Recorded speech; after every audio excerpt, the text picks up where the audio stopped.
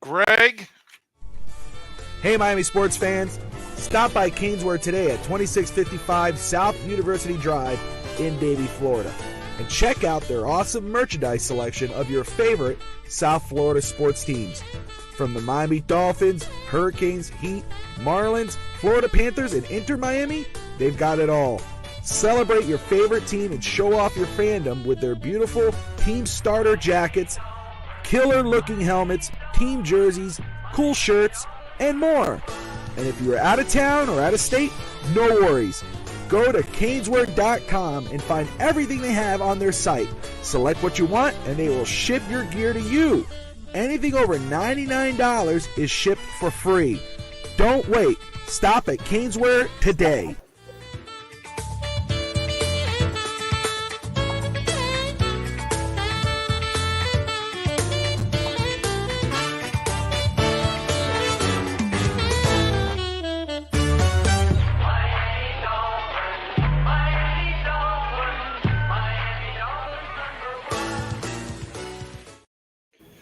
Good evening, Dolphin fans. This is a very special episode because we haven't been on here for a while. I had to remember how to produce. Jesus. Guys, welcome to another episode. I've only had it once or twice. A Fins Talk Overtime on the Bandwagon.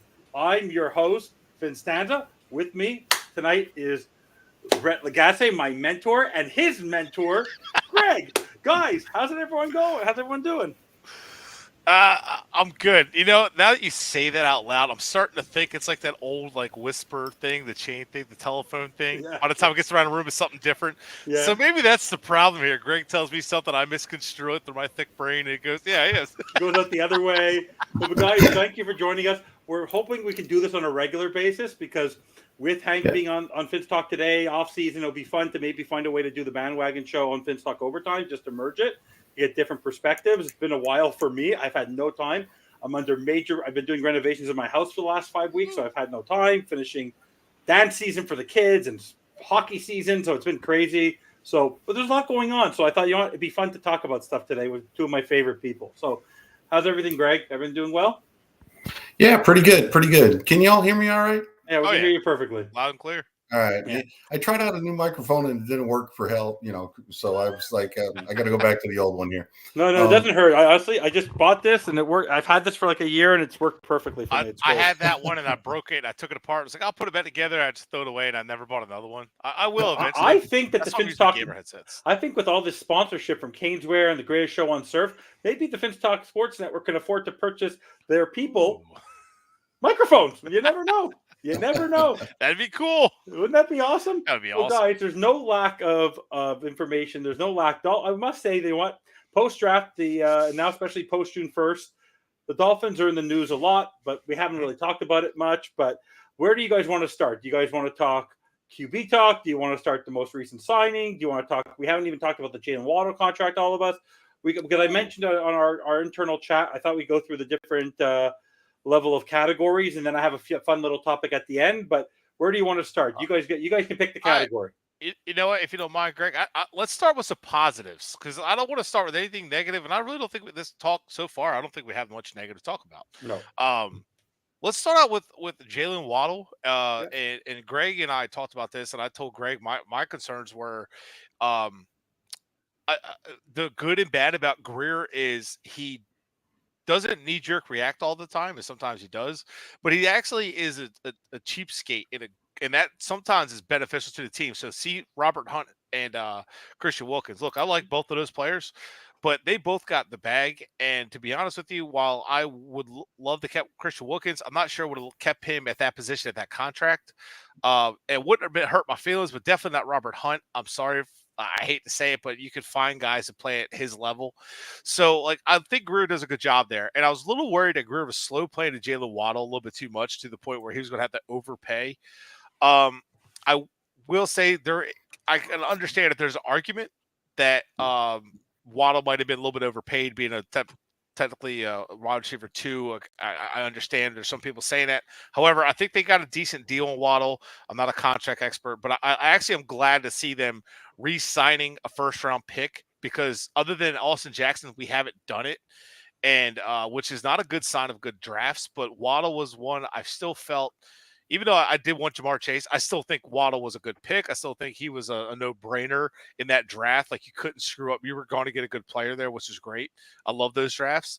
However, I think it was just good to see them finally keeping a guy in-house and not going out of house to pay. And what does Greg always say? Impact player. So we paid an impact player, and that was nice to see. Yeah. Greg, what do you think? Yeah. What are your thoughts on the Waddle signing? So, to me, it's kind of a little bit of a mixed bag. All right, he's if he is a top 25 wide receiver now, he probably won't be by the end of the contract. Okay, but for the price that they paid, they got relatively decent value out of it. They basically bypassed the 5th year option. Okay. Yeah. The 5th year option, he was going to make somewhere in the neighborhood of like $15-18 million a year, something like that. And basically they just gave him an extra guaranteed year. I mean, his guaranteed at signing was, $36 million approximately, right? So that's not bad. And you have an out after 2027, because you're going to keep him through 2025 anyway. Right. So it's really only a 2-year extension with approximately, let's just call it $20 million added. That's not too bad. But wide receiver, in my mind, is becoming somebody that you just constantly have to draft, and you have to draft early and get that key production on that rookie contract, because there are so many good wide receivers that enter the draft every year.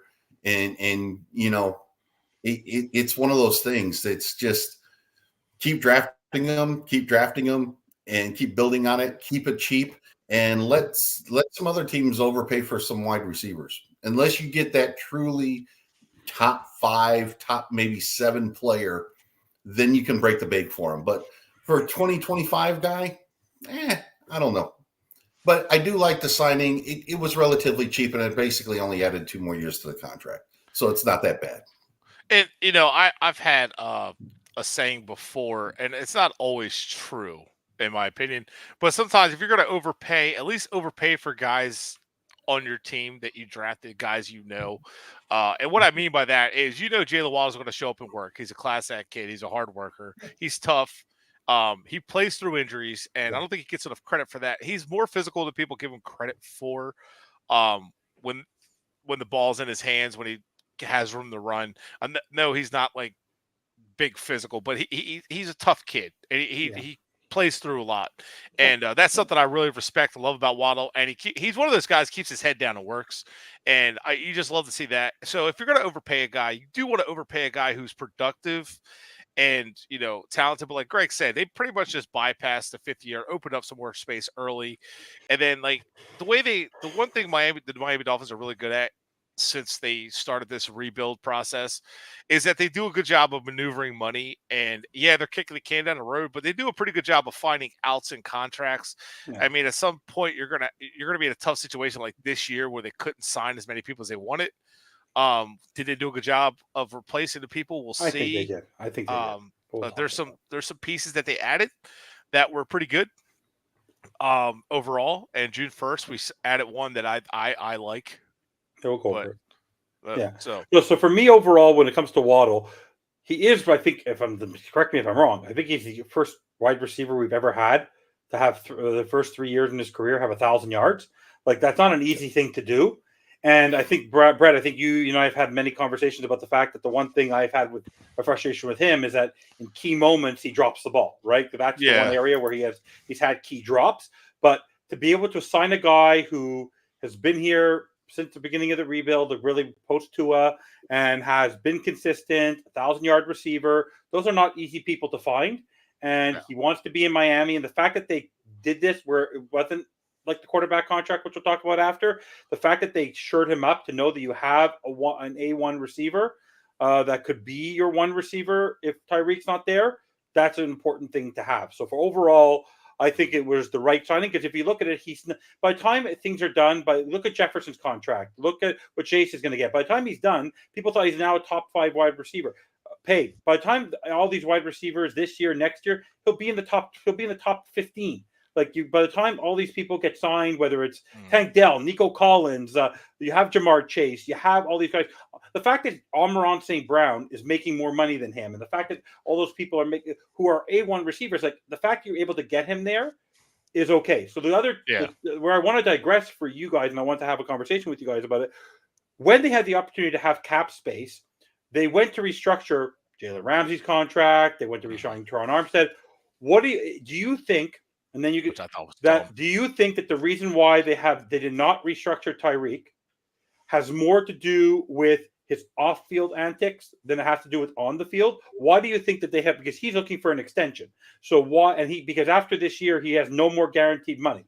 So why do you think, both of you, that they haven't considered re-signing him? Is it his age, or I think in my mind, and I'll give my comment after, it has to do with more of the off-the-field antics that they don't want to get involved in. So Bret, Greg, you guys decide who wants to go first, but why do you think that they're not focusing on Tyreek and potentially extending him to give them even a little bit more cap space? Greg? Yeah, I'll let you take that one first. I was going to say, I don't think he's here after 2026. I think he's gone after the next 2 years. He's on the wrong side of 30. He is expensive. He's going to have a huge cap hit in 2026. But there's hardly, they can cut him after next year, after 2025, and basically have an $11 million cap hit, right? Mm-hmm. I mean, so that's not that big a deal. I just don't see him. I don't see him through, here for 3 or 4 more years. He's here 1 or 2 years max. And if they want to keep him into 2026, which probably doesn't happen in my opinion, then they'll extend him then. But I wouldn't give him any new money right now. He's got 2 years left, and then I'm probably getting rid of him. So he's on the wrong side of 30, and his off-field stuff just doesn't help him at all. It's really bad. To break down the cap thing that Greg was talking about, so the dead cap, 2025 is the potential out according to spotrack.com. Yeah. The dead cap is 22.6 million, just round it. And the savings is 11.6, like Greg is saying. It's $11 million cap hit. Post 11 or post 6-1, trade or release is the same. It's 11.3 million dead in 25, 11.3 million dead in 26. So it's the same dead cap, but it's broken up into 2 years. And then its savings of 22.9 million. So I think you would find, here's the thing about Tyreek. I think if you extend him, you lose just looking at that, you kind of lose the traction that you have and the control that you may have over possibly trading him next year. And think about a guy like Tyreek. There's going to be teams that are like right on the cusp that would trade for him. Look around the league right now, and you see a team that's like a wide receiver away. They'd be like, yeah, I'll take Tyreek. I'll trade for Tyreek. So you might be able to get a first-round pick, but if you extend him now, you might screw that up to where the cap hit is too large for teams like, I'll give you a 5th or a 4th for him. But now you go to trade him after this year in 2025 with potential outs, and now all of a sudden teams might be willing to give you a 2nd or a 1st for him instead of the probably a day 2 pick for sure if you extend them, which is kicking the can down the road. Now if they extend them, that means they want to hang on to them for the next couple of years. I just don't think it's smart, because I think what Greg said is right. You have to keep drafting and keep finding guys, and although Miami's track record of finding a number 1 and dominant receiver is not very good. That's something that they still need to find. And I don't think Waddle is your true number 1. So I still think you need to find a guy. But Waddle is a good insurance policy to trade Tyreek now. Yeah,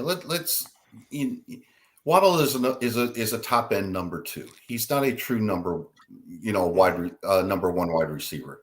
If he has to assume that role, Miami's offense is going to suffer for it. Yeah. So, he is a true number 2 wide receiver, a very good number 2 wide receiver.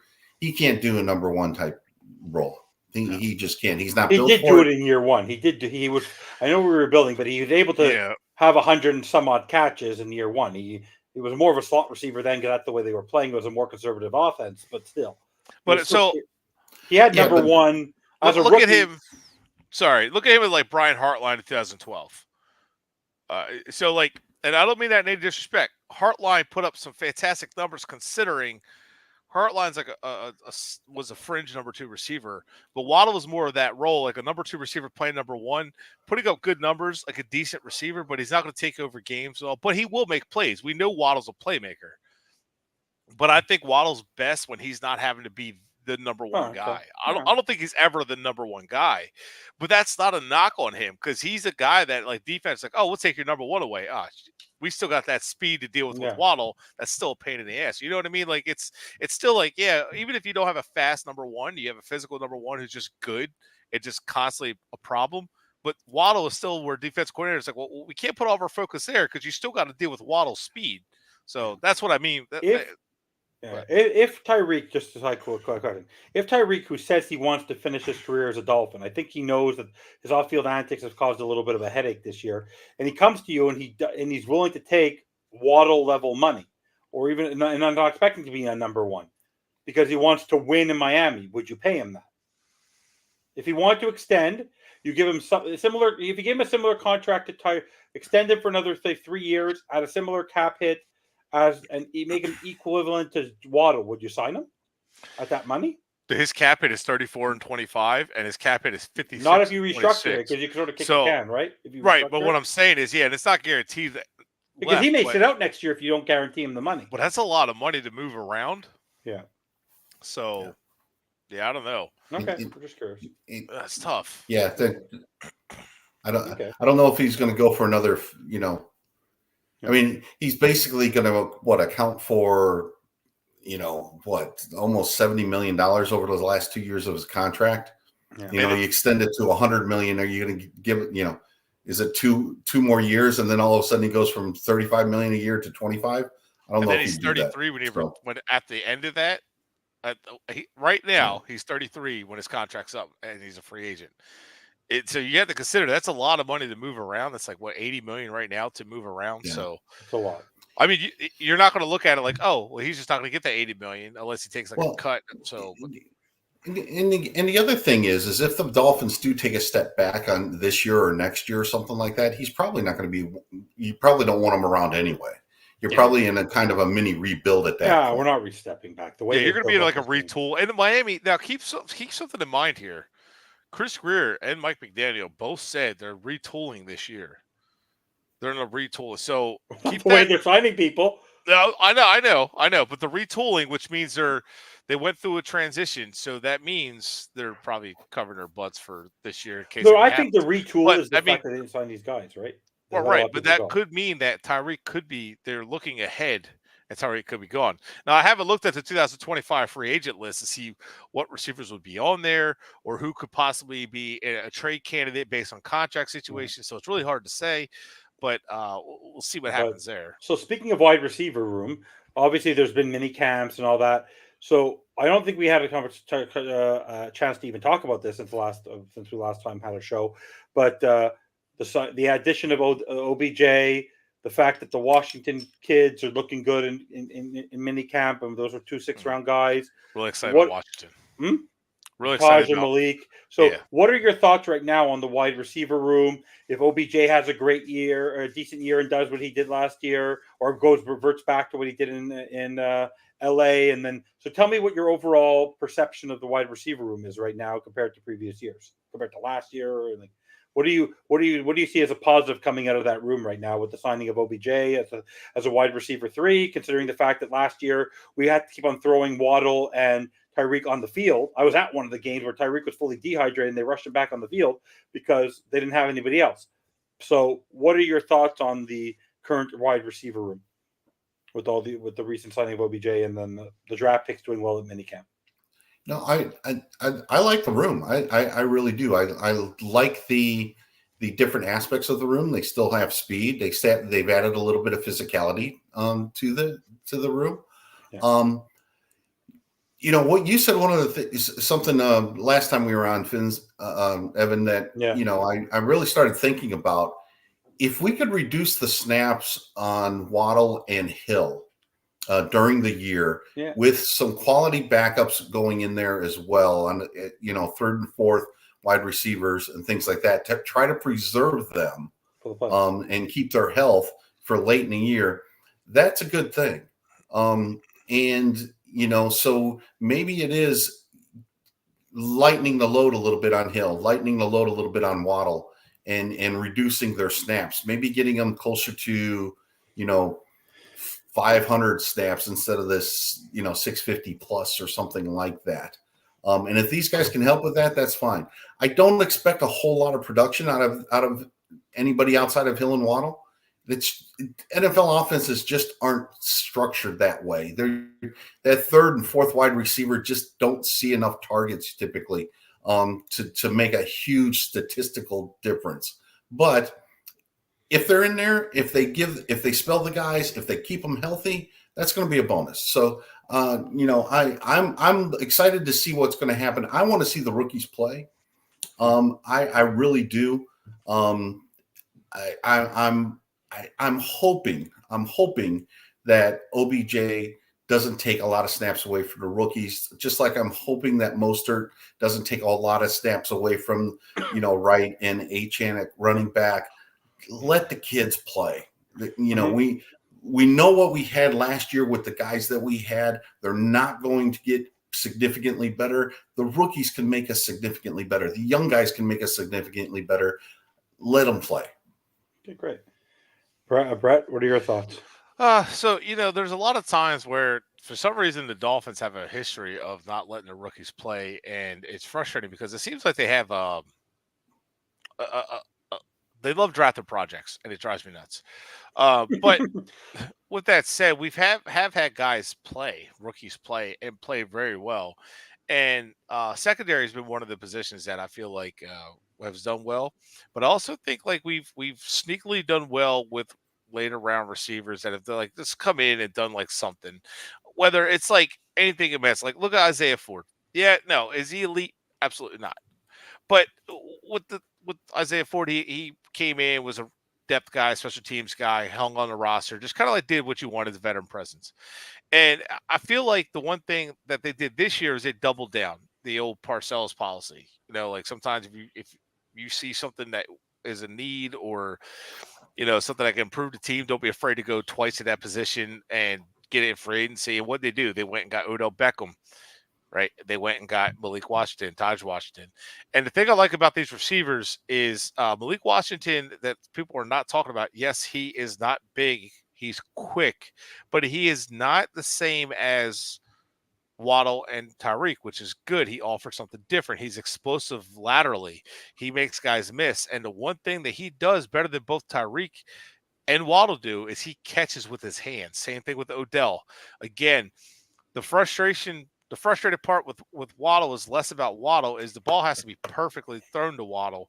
Now, I don't want to say that, but Waddle is not known as a hands catcher. He's a body catcher, and that's just his style. Okay. And where Tyreek, he doesn't have as reliable hands as you would like, whereas Odell is a lot more reliable in that rate. But Malik Washington, when the ball's coming his way, he goes after it. And I don't want to praise a guy and compare it to somebody like this, but in a sense, when I watched him, it kind of reminded me a little bit of Steve Smith Sr. And I don't mean he's going to be that level play. Maybe, who knows? But I just mean that confidence, that arrogance, that like, you might be bigger than me, but I'm going to go up after that ball. Like, you better fight me for the ball. And he fights for the ball. He's very reliable hands. And that was something I absolutely loved, which tells me McDaniel was saying, hey, I know my guys are good and fast and explosive, but they're not always reliable receivers where people complain about drops, this and that. So what do? He went and got Odell Beckham, who's pretty known for his sure hands. And then Malik Washington, who was known in college for his sure hands, even in traffic and all that. So it was great to see that. And like Greg and you mentioned, like, the guys were exhausted. This offense is constantly running motions, and it burns them down and wears them out. They're running. I think there was a stat showing how many yards they were running, and it was insane. It was kind of like Barry Sanders' numbers with all of his negative yards added and all the extra runs and how many yards he actually would have ran for technically. Well, like, that's the same thing with these guys. They're constantly running. So it is going to be good, especially with the Heat, to have that depth of rotation. People are complaining about the injuries. The injuries aren't really the problem. It's the lack of rotation with these guys, and these guys get burnt out. And I just want to throw a newsflash real quick. This system, the Shanahan system, because of the motions and the style, injuries are prevalent in these systems and this is part of it. Yeah. Is the constant these guys are exhausted, so having depth is key, and they attack that depth. And I feel like Malik Washington's good. Taj Washington, I like as a returner. I do like him as a possible dark horse candidate to make the team, but I really think Malik Washington will turn some heads, and I think he will force some guys. I think he might force Braxton Berrios to have to step up a little bit, who also is not a short-handed kid, but a tough kid nonetheless. Yeah. So we've talked about the wide receivers. We'll save the quarterback for after, and we'll get to the defense in a minute. Talking about the offensive line, because we know that we're post June 1st. We're going to talk about the defense. We're going to talk about some of the contract signings. But right now, I'll throw a name out there for you. Right now on the offensive line, is that is that the one position right now at guard that you are both looking at the next possible signing to shore up, or are you content with what they have with the cap space? And one name I was going to talk about, because I know he's out there when I look, because when I start saying we'll talk about the defense and Campbell and all that, someone like a Greg Van Roten or someone like that, or someone at guard who is an experienced guard to sort of shore up the fact that you don't have to necessarily rely on Eichenberg, or you don't have to rely on Robert Jones. Would you go out and get somebody to shore up that guard spot now that we're post June 1st and we still have quite a bit of cap space? What would you guys do on the offensive line? And I think there's going to be a depth signing, maybe two. I really think they believe they have their starters in place right now. Yeah. And I think that there's just going to be some depth added to it. I wouldn't expect anything big. I wouldn't expect anything flashy. But yeah, there's going to be a few more guys. There's going to be a few more guys that are going to sign. They're going to compete in camp. And I'm really not sure that that they're going to really even contribute much. But if the offensive line stays healthier this year, depth's always a good thing. But yeah, there'll be depth, guys. Well, and keep in mind too, they signed Jack Driscoll, which everybody's overlooking.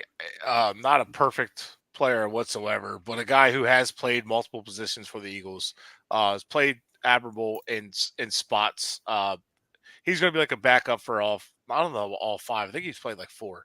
So I think Jack Driscoll would be somebody that people are forgetting about. They did sign Matthew Jones from Ohio State. I do think he's good depth. Mainly, I think they're going to move him to the interior because of his height. But I can't see them signing anybody big either. I don't see it. Like, what do you think of Van Roten? That's a name I've heard a little bit. I've seen people just throwing it out there because I feel like they just think it's a perfect fit. But I think they believe in Aaron Brewer at center. But how about a dark horse? Stick with that for Van Roten. I think he's just a hot name. I would have been just fine with Dalton Risner because I think he adds the attitude we're missing. He re-signed, yeah. And Van Roten does offer some attitude, but also I think he's like 32. 34. So, 34. Yeah. Like, does that help? I don't know. I haven't like fully studied him or anything. Okay. Wynn coming back, decent player. He's your left guard. Yeah. He's your starting left guard. Yeah. And I think, so if you look at the offensive line, you got Brewer, who has moved to center, and he's a little bit smaller stature guy. Good run blocker, but he's not a people mover. He's just a technician. He's already injured. I hope you know he's already suffered an injury. And to be honest with you, I wasn't a huge fan of the signing. A lot of people liked it. For me, bring back Connor Williams. He can't walk. And that's why we're going to talk about number one after, because Connor Williams is the actual reason why this is so contentious, and we'll talk about that after. But I'm hoping that if Connor Williams' injury isn't as severe as people are saying, I bring it back tomorrow. Yeah, I would sign him, be ready to go. I actually thought he might have been a post June 1 like signing, or like he's not healthy yet. Rosenhaus is his agent, and he hasn't said anything about him. Yeah, so we'll see what happens with him. But I would definitely be keeping an eye on him if I was the Dolphins. Yeah. If he's healthy, if it looks like he's going to come back, I would just bring him back, because we need that attitude in the middle of the offensive line. It's not so much the skill. We don't have the attitude and meanness up front. No. Connor Williams was the only one that had it. Yeah. Okay. So we'll come back to the QB in a little bit. Guys, thank you for watching. We're 34 minutes in. Don't forget to like and subscribe. So we'll talk about the defense. So the defense so far, I think that you could see, because you talked about rotational pieces. I believe that what they were doing in the defense was a sort of Baltimore Ravens focus with all these signings to figure out, because they want to have rotation. Because I think the stat was, I think no defensive player on that team played more than 60% of the snaps in the game. It was pretty amazing on the defensive line in Baltimore. So we'll talk about the first signing this week a little bit. So I know that you said you're so let's talk about the first, Bret. We'll get that out of the way. So everyone was the big name on the safety position. We all thought they were going to sign a safety, and everyone was hoping and banging their drums for Justin Simmons. But in the end, they end up signing Marcus May. So tell me what you think of that signing and that depth to add to the depth of the safety position to go along with Holland, Poyer, Needham as a go-between, and now the addition of May, a veteran. What do you guys both think? He's a guy. He's had a good career. He's had a decent career. Yeah, he's had a good career, but he's on the downside of it again, and he's off injured now. I mean, it just, he can be a part-time player. He's probably a 20 snap a play or a game type player. He's not going to be doing 50, 60, 70 snaps a game. If he is, you don't want him to, because he's probably not good enough to stay on the field that long, and he's going to get picked on, but to spell a guy, to have him something here to add a little bit of depth. Right now, he's probably the fourth safety on the team. I got Needham ahead of him. You really? I think they're training Needham to be that guy, to be that third safety. You think they keep Needham at safety? You think they put him back at corner? I don't think they're going to put him back at corner. I think between Fuller, Ramsey, Kohu, Cam Smith. I think Cam Smith's going to get a real shot. I think Needham's like the fifth or sixth cornerback. Like, I think they'll even put Bonner in the corner there. And you also got Storm Duck, who I think could make the roster. I love that name. Isn't that a fun name? I love that name too. But the thing is, he's pretty good. We have Storm, we have Chop. We've got great names. I think Needham's going to see the field, and I think the best chance for him to see the field would be that third safety. In the slot. And don't forget Elijah Campbell, who has just played safety and corner. I thought he did an admirable job at safety. Was it this year he had to fill in and did a pretty good job? There's also, what's his name? The guy they on special teams, our kick returner from Buffalo. He can also play. Poyer? No, not Poyer. The guy who specifically plays. Why am I drawing a name on him? He's a really good. Saron Neal. He can also play a little bit out there. Yeah. Very, very So, cool. I think May, look. He's not going to cost you more than $2 million, right? Put it this way. A guy like May, bringing him in, it's not like, why would you do that? You didn't spend a lot of money. You brought in a veteran presence. Hey, if he gets cut in camp and it's like, okay, he wasn't really a fit, no one will be surprised. A lot of guys that get signed this time of year, that happens. But you're just bringing in the veteran presence. You're just getting a depth. You're getting a rotation. Thanks, Brian. But it wasn't one that's like, oh, my God, this is what I want. But I think I think May at least offers veteran flexibility. But again, like Greg said, I think he's the fourth safety right now. We got the kid out of TCU who a lot of people like. We'll see what happens with that. So, but competition, it's great.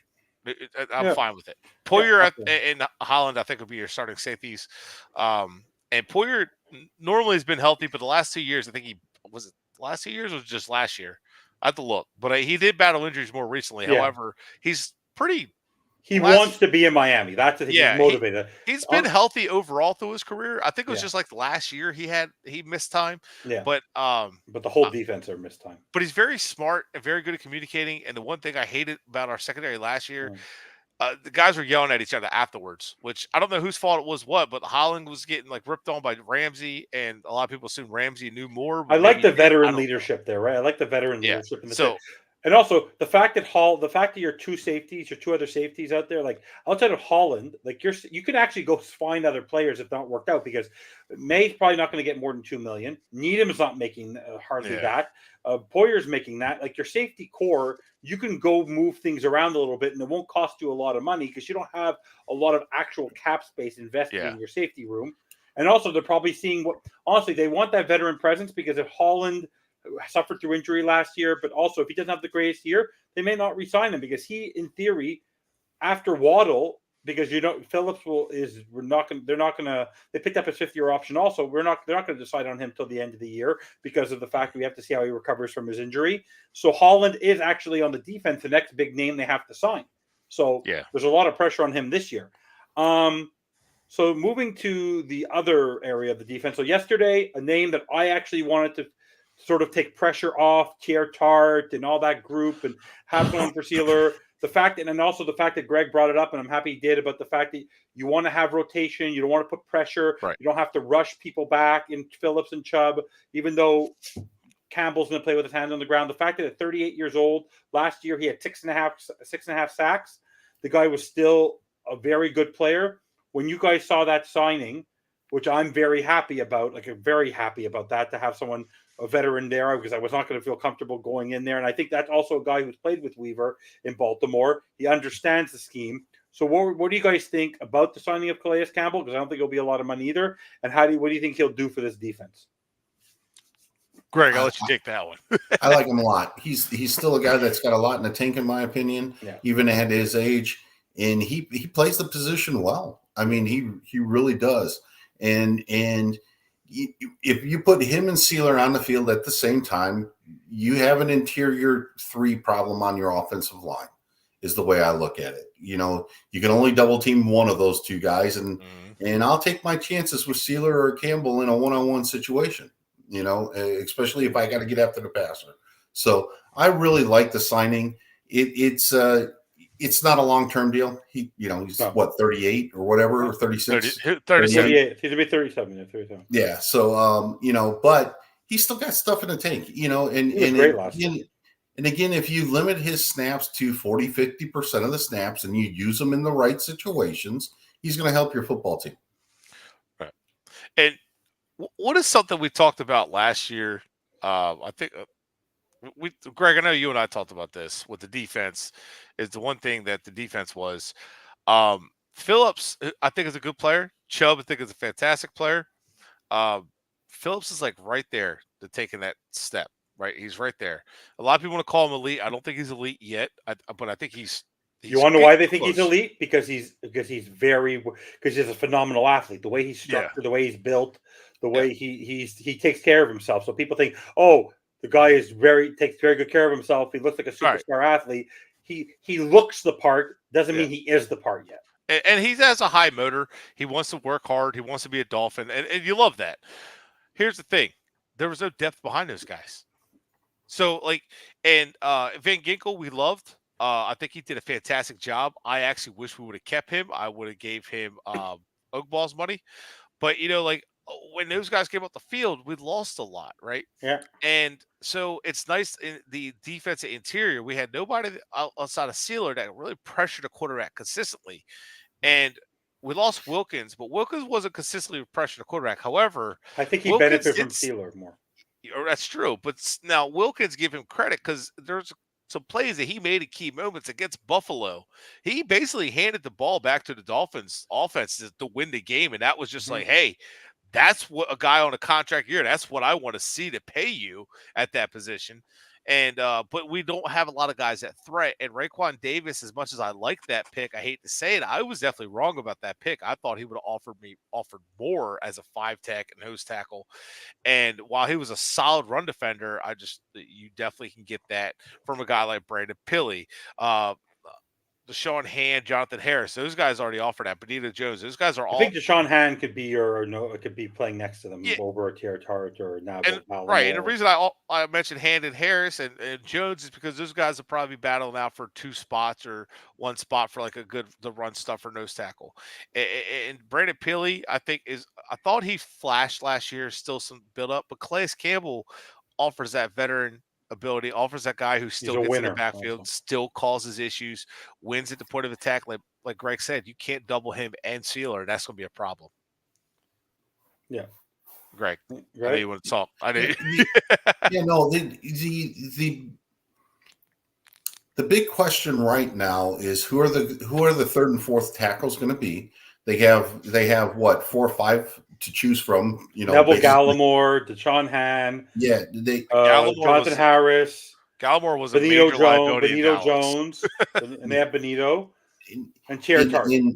And my question is what's going to be the makeup of this defensive line, especially if you consider the outside linebackers as pass rushers and things like that as well, right? What's the makeup? What's the roster going to look like on the 53-man, moving forward? And then what your 45-man roster, game day roster is going to look like? Because like Bret said, there's not a whole lot of depth behind it. I mean, we have definitive top 2 defensive tackles. We have a definitive top 2 defensive ends, pass rushers, whatever you want to call them. Yeah, but now you have Chop Robinson and you have Shaq Barrett. You got Chop, you got Barrett. Those are your 3 and 4. But right now, we don't know how good those 3 and 4 are. And here's Barrett, you know what you're going to get. And Chop Robinson, as much as I like the pick, he still has a lot to go. Like he's going to be like, he's one of those guys who's going to be like a pure pressure specialist starting out, and that's fine. And then we got Shaq Barrett too. Shaq Barrett's a winner. Come on. Yeah, more depth. Again, they focus on veteran depth this offseason, it feels like. So what Shaq Barrett lacks in athletic ability, especially at his age now, he makes up for it in instinct and things like that, right? And when you had Van Ginkel on the field as opposed to Phillips last year, Van Ginkel was effective because he had instincts. Oh, he had all right. And you were talking about Phillips being this close, to being elite. He doesn't have that instinct yet. No. All right. He's relying purely on athletic ability. Yep. And basically he doesn't have that knack that's great, that great edge rushers have, in my opinion. And can he develop it? I believe he can. Can he get better with more experience? I believe he can. Yeah. But he's just not quite there yet. And some guys who don't have that athletic ability kind of have it anyway because they have to compensate. Right. So and that's, when you rely on your athletic ability as much as these guys have throughout their career, you just don't necessarily have that instinct that you need. And I think that's Phillips' next step. That's that. Yeah. And that's a great point. And case in point, let's look at the teammates, Bradley Chubb and Phillips, right? Jalen Phillips. So you look at the two. Bradley Chubb comes in not as athletic as Phillips, but he's instinctful. Like, he's a good athlete, but he's not a great athlete. Like Phillips is a fantastic athlete. He's quick. He's explosive. Whereas, so Chubb had to learn to have those instincts. You look back in the day, like Zach Thomas, Ray Lewis, these guys all rely more on their instincts than anything else, right? So I'm glad you brought that up because Phillips is a guy who's like developing slower, but it's not really. Like you said, he's relying on his athletic ability. And I think that's what we're going to see at Chop Robinson as well. Again, athletic kid, fast, explosive. But again, it's going to take time to get him to that point because he doesn't have the instincts yet. And and everybody develops at their own pace. I know that's definitely the case. You can find guys that develop a little faster and all that. But so Phillips, I'm not mad that he's not where he needs to be, but I'm glad to see that they have veteran depth. And Kamara is a guy that I think is one of those who's going to have to rely on instincts and has relied on instincts because if you watch his college film, he has a chip on his shoulder. He finds himself around the football. That's not coincidence. That's not luck. That doesn't exist in football. Yeah, luck happens, but you don't find yourself around the football constantly by luck. You're either schemed that way, which Phillips early on was schemed that way. No one gives Boyer credit for that. Or you're like just instinctive, which is film junkie, and you're just playing pissed off, like look at James Harrison kind of thing. So I would love him to be like our James Harrison kind of guy, even though we drafted him, wasn't undrafted. But that would just I think Kamara could be a guy who has that, and that's why I was so glad that Greg brought that whole point up about having that instincts. Thank you. And I just think Kamara could be that, but again, they doubled up on there. Depth, Chop Robinson, Kamara. They're just finding depth and competition. And look, now you say, look, what if Chop Robinson fails but Kamara hits? You don't feel that first-round pick miss as much as you would if you didn't. So, like, look at the 49ers. Yeah, they missed on their quarterback, but then they got Brock Purdy, who's done fantastic. I mean, yeah, is he elite now? Whatever, had the conversation, but they made it to a Super Bowl. So they don't feel that miss as hard, right? So I mean, like that's why I like this doubling Yeah, up. because think about it. The goat literally had an entire. There were more people in Gillette Stadium a couple nights ago for this guy's retirement ceremony, being retired, than in most any other stadium in sports, in baseball. And this is a guy who was picked. If you look at the picture of him when he got drafted, it doesn't matter that you pick that whoever you picked in that first round. No one knows. No one remembers who you picked in the first round that year, Right? Because he turned out to be nothing. So in the end, you hit and miss. There's never going to be a guarantee, right? Like how many times in the end, I guarantee you, after year one, we all thought Austin Jackson was never going to be what he was going to be. In the end, he's now a very serviceable, reasonable right tackle for the Miami Dolphins. Well, right? and you can live with him. Like what Greg said, you can live with him at right tackle. You can live with guys like that. One day he might be our left tackle. You might flip Paul with him. You never know. Never know. But the point I'm making is this offseason, defensively, we lack depth. Like Greg's saying, we don't know how good the third or fourth is going to be. But at least I will say they gave themselves plenty of options. Are any of them going to be good? We'll see. But at the same time, let's look at these guys and let's see. They give themselves depth. And Calais Campbell, to me, was a good signing. I know he's 37. Anthony Weaver signing. But Anthony Weaver, what did you say about the Ravens when we started talking about this? Rotational. Right. And the Ravens are really good at having depth pieces. And that's what I've been saying it for a long time. The defensive depth was a problem. I said it before last season. People thought I was crazy. And then they saw all of a sudden it was a problem. Like our pass rush depth was a problem. Our interior defensive line depth was a problem. It's been a problem. And maybe they addressed it. But the signing of Calais Campbell, I was not expecting, and I was actually happy for it. Yes, Bret Lagasse. Yeah, happy. He's on the bandwagon, guys. Okay, so before we move on to the other particular topic tonight, that'll be our final topic of the evening because we're 50 minutes in. I have been a big fan just from the way he talks and the way he engages. You hear Jalen Ramsey, how excited he is. Holland, how excited he is, where they're going to be able to play the position. You see the development of the young players, someone like a Chop Robinson or even a Cam Smith.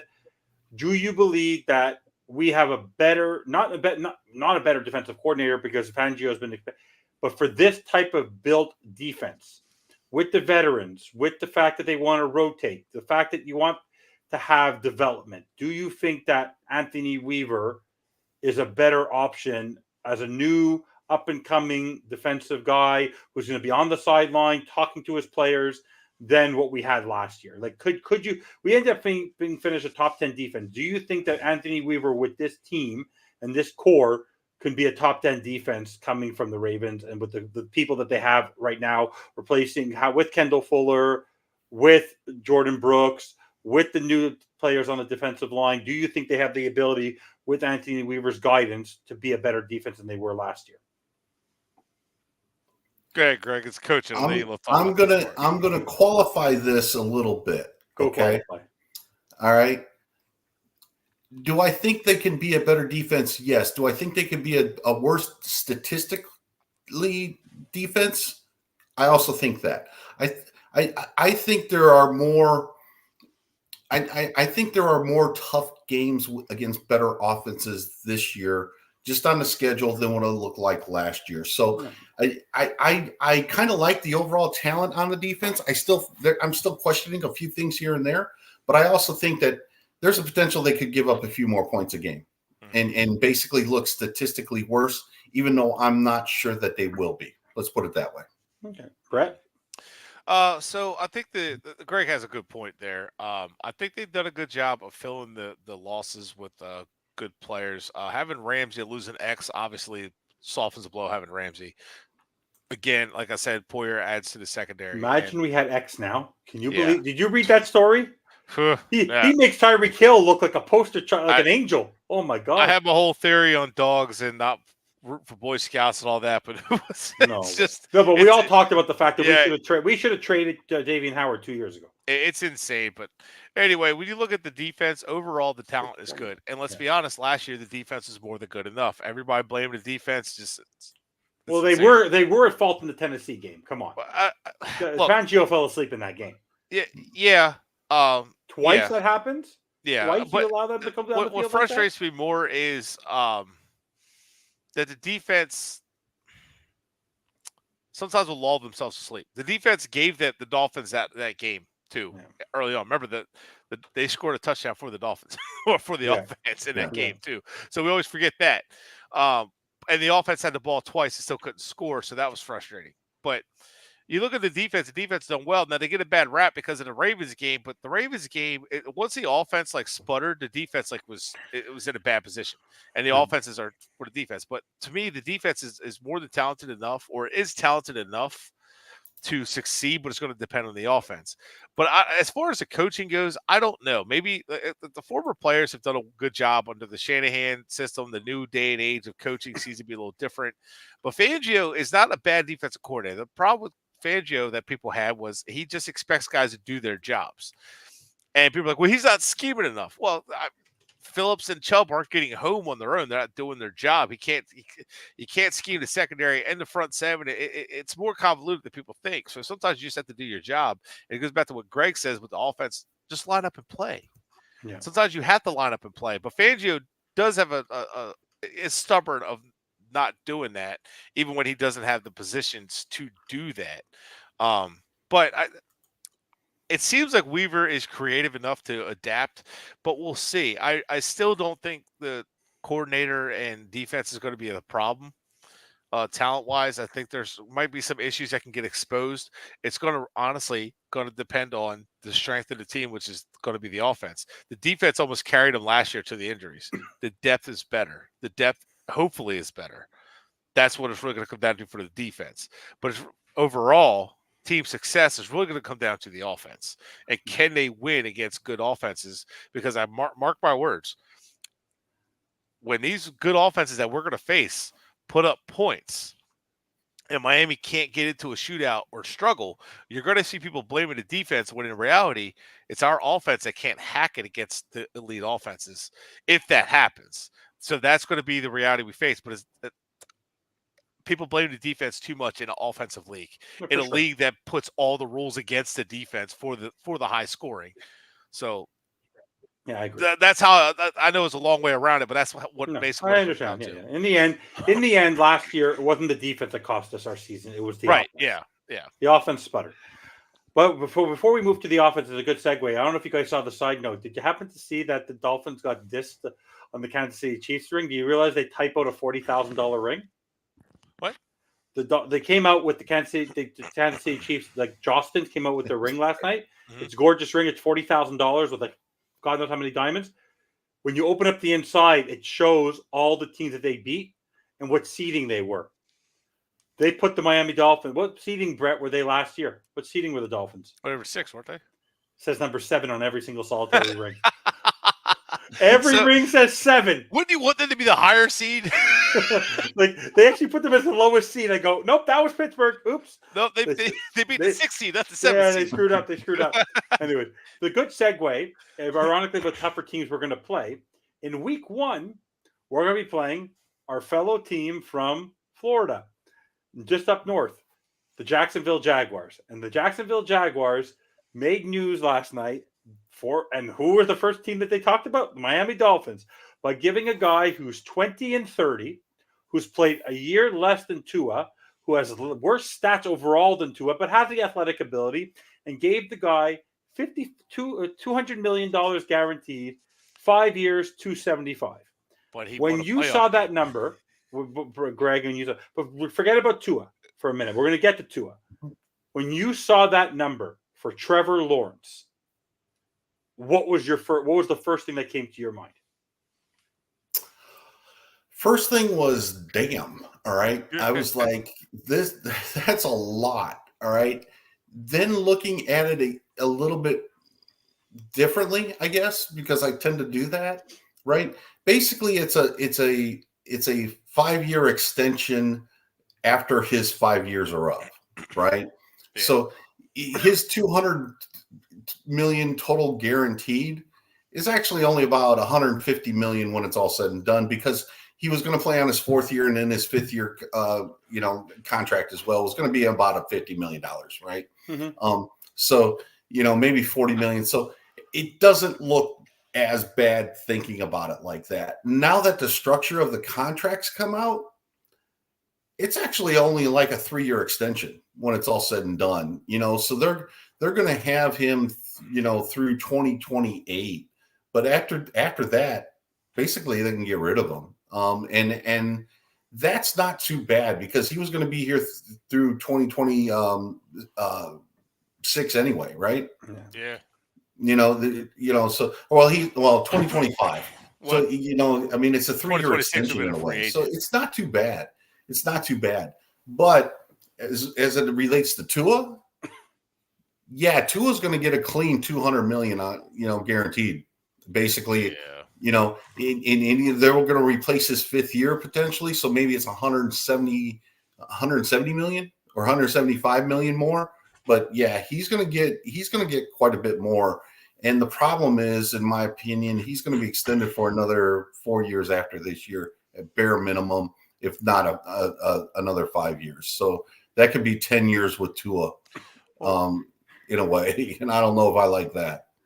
So Well, Bret, the problem is like with that. So if they structured it more like Jalen Waddle's contract or even Trevor Lawrence's, where like the 5th-year option still kind of like still counts but doesn't. Well, actually, I'd rather it be get the contract done. If they're going to do it, right, no matter what. I'd rather them do the contract where it counts this year as one of the years. For the simple fact is, it counts as one of the accumulated years, and that way you're looking at 3 years from now. And then you're looking at, okay, now we have a potential out. So was it 24, 25, 26? So after the 26th season, you have a potential out, right? But instead, we're probably looking at where after the 27 season, then we have a potential out. So we'll see there. But like Greg points out, I actually didn't realize that with Trevor Lawrence's contract. He's right. There's a potential out in 2029. Yeah. So after the 28th season. So it's basically a 5-year contract. But like you said, it's a 3-year extension because you're counting his 4th year and 5th year because he's on his 4th year of his contract. And his 5th year option, in a sense, would have been 2025. So you're basically 2006, 26, 27, 28. Greg's right. So signing him earlier would have been better for Tua, and it would have been cheaper. However, you couldn't have signed him. You couldn't have signed Tua after his 3rd year to this. No, you couldn't have. No.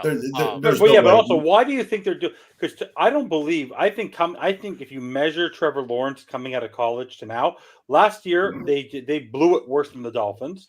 They had that division sealed up. The guy has yet to prove. The guy has thrown a 4-interception game. The guy has cost his team a lot. He fumbles a lot. Why do you think the guy has not proven with Doug Peterson? And we all wanted that. One of the guys a lot of us wanted in Miami was Doug Peterson versus Mike McDaniel. So don't you feel like the expectation of what Trevor Lawrence has accomplished in his first 3 years with what he's been provided with in Jacksonville has been a disappointment? To get that kind of money, like I feel now, and I think that what my point is that outside of Joe Burrow, Herbert getting his money, Jared Goff, I think now is a product of, like you said, a system where he re-got his contract. But I even think him, like if you look at a guy who's earned his money for what he is now, is Baker Mayfield. Last year was he making $35 million? He's a bargain now this year, but compared to everyone else, right? Daniel Jones, it just a lot of these guys are getting contracts before they've actually proven everything, and I'm not. And by the way, because my point I'm trying to make, because we all have our concerns about Tua, my point is that outside of Joe Burrow, not one quarterback in the group who's gotten the money, whether it's Jared Goff, whether it's, or in the end, I think it's it's more a reflection of where the NFL is going in terms of the fact that they have larger cap space, the TV deals, all that. Because right now, the fact that Patrick Mahomes structurally is like the 8th or 9th, 10th highest paid quarterback in terms of where you talk about when you look at the actual salary, not where it's capped. Yeah. It's ridiculous. That's insane, right? Like it's kind of insane. Well, the same thing with Brady. Remember, for years, him and Manning, they weren't the highest paid quarterbacks. Yeah, no. So my point is, I don't believe you're ever going to win if your highest paid quarterback, if your player's the highest paid quarterback. Like, unfortunately, you have to spread the wealth around. So my point is, even with Tua now, like if you look at Tua now, last year he looked like a sumo wrestler. This year he looks like he's a figure skater again. Like it just. My point is that he's trying to get. He is getting better I think there's ways he can get better. I think he has to continue to learn and develop as a quarterback. I don't think he's hit his ceiling yet in a lot of different ways, just because I think the scheme is going to adjust a little bit this year. But overall, like if you found out for me right now, against what Greg said, if I will be the first person on this network, if they give him $200 million guaranteed, I'll be the first one saying, Chris Greer, you made a mistake. Because I don't believe, because of his actual injury history, the fact that he is a smaller quarterback, the fact that he isn't as athletic, I don't mind it. I don't care if you give him 300 for all I freaking care over 5-6 years. Just don't make the guaranteed money more than half of the contract, or have a lot of injury outs, or you have to like. That's why I actually appreciate what Greer's doing here. I understand it could end up costing you more, but I think that's the stumbling point right now. It's not the actual time contract. It's the fact that I think the Dolphins don't want to give him the guaranteed money he thinks he's entitled to. Yeah, but he hasn't proven it yet. Yeah. But what do you guys think? I don't disagree with anything you say, but if I'm Tua, if I'm representing Tua, I'm not signing anything like what you're saying. No, of course not. Yeah. You know, and basically, you know, we can sit here and say that Greer's doing this and Greer's doing that, and he wants to structure the contract and things, but Tua's got all the leverage. Mm-hmm. I mean, and you know, the Dolphins, because the Dolphins, he could sit out, but they have the franchise tag. He can do the franchise tags. But even if he gets hurt this year, even if he gets hurt next year on the franchise tag, all right, somebody's still going to give him $200 million when he comes back. Well, look at Kirk Cousins, 2 years on a franchise tag, and then he got, which is a lot of money with these contracts going the way they're going. It's the average of the top 10. So if he gets a franchise tag, he's going to get paid, and then so that's 2 more years of it, and then someone's going to pay him just like Kirk Cousins. So correct. I mean, and the league is quarterback desperate. So hey, if you're middle of the road, back in the day, even after Calais Campbell destroyed Ryan Tannehill, Tennessee gave Ryan Tannehill $35 million years ago. Like that was a lot of money for Ryan Tannehill. Yeah, correct. And you know, this is just what the market is right now. All right, Tua is not a bad quarterback. The question is whether is Tua a great quarterback or not. Okay, but good quarterbacks are getting to, you know, 170, 180, $200 million guaranteed. Well, let me disagree with you on that, though. Let me just disagree. I'm going to be the guy who's going to tell you.